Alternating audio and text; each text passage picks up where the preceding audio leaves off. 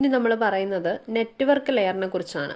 സെൻസറുകൾ ശേഖരിക്കുന്ന വിവരങ്ങൾ സുരക്ഷിതമായി പ്രോസസ്സിംഗ് ലെയറിലേക്ക് എത്തിക്കുന്നു. ഇതിനായി വൈഫൈ, ബ്ലൂടൂത്ത്, 5G, സിഗ്ബി, ലോറാവാൻ തുടങ്ങിയ സാങ്കേതിക വിദ്യകൾ ഉപയോഗിക്കുന്നു. ലോറാവാൻ എന്ന് വെച്ചാൽ long range wide area നെറ്റ്വർക്ക്സുകളാണ്.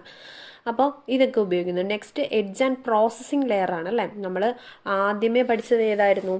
Perception layer ആയിരുന്നു അല്ലെ, സെൻസിങ് ലെയർ, വിവരങ്ങൾ ശേഖരിക്കുക എന്നുള്ളത്.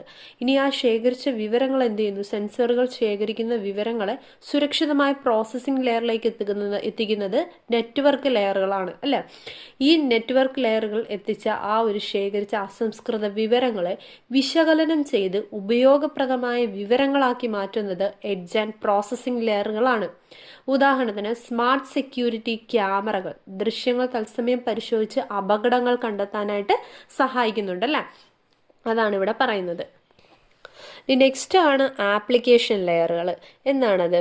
അതായത് ഉപയോക്താക്കൾക്ക് നേരിട്ട് സേവനങ്ങൾ നൽകുന്ന ലെയറാണിത്. ഉദാഹരണത്തിന് ഗൂഗിൾ ഹോം, ആമസോൺ അലക്സ പോലുള്ള സ്മാർട്ട് ഹോം ആപ്പുകൾ, ഹോസ്പിറ്റൽ ഡാഷ്ബോർഡുകൾ എന്നിവ ഇതിനൊരു ഉദാഹരണമാണ് ആപ്ലിക്കേഷൻ ലെയറുകൾ. അപ്പോൾ ഫസ്റ്റ് നമ്മൾ പറഞ്ഞു എന്താണ് സിംപ്ലിഫൈഡ് ആയിട്ട് IoT ആർക്കിടെക്ചർ ഡയഗ്രാം ഇവിടെ കൊടുത്തിട്ടുണ്ട്. സെൻസേഴ്സ്, അത് കഴിഞ്ഞാൽ കണക്ടിവിറ്റി, പിന്നെ data processing. Next last one പറയുന്നത് ആപ്ലിക്കേഷൻ സർവീസ് ലെയറാണ്.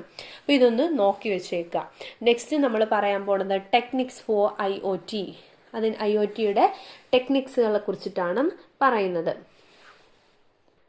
എന്താണ് ഫസ്റ്റ് വൺ പറയുന്നത്? Sensors and actuators. എന്താണ് സെൻസേഴ്സും ആക്ച്വേറ്റേഴ്സും? താപനില, ചലനം, വെളിച്ചം എന്നിവ അളക്കാൻ സെൻസറുകളും നിർദ്ദേശങ്ങൾക്കനുസരിച്ച് പ്രവർത്തിക്കാൻ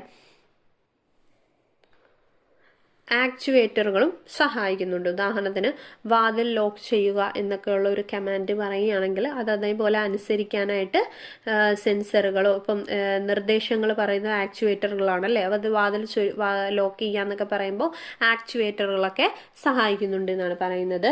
സെൻസറുകളും ആക്ച്വേറ്ററുകളും എന്നൂടെ പറയാം. സെൻസറുകൾ എന്തിനാണ്?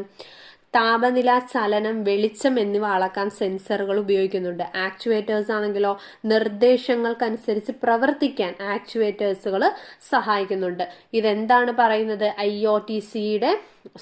IoTയുടെ സാങ്കേതിക വിദ്യകളാണ്, ടെക്നോളജീസ് ആണ് പറയുന്നത്. ഇനി ക്ലൗഡ് കമ്പ്യൂട്ടിംഗ് ആണ് നെക്സ്റ്റ് പറയുന്നത്. അതായത് വലിയ അളവിലുള്ള ഡേറ്റ സംഭരിക്കാനും പ്രോസസ് ചെയ്യാനും സഹായിക്കുന്നുണ്ട്. Amazon web services, Google cloud എന്നിവ ഇതിനുദാഹരണങ്ങളാണ്. അതായത് സ്റ്റോറേജ് സംവിധാനങ്ങൾ ഒരുക്കുന്നുണ്ട് ക്ലൗഡ് കമ്പ്യൂട്ടിംഗ് അല്ലേ. Big data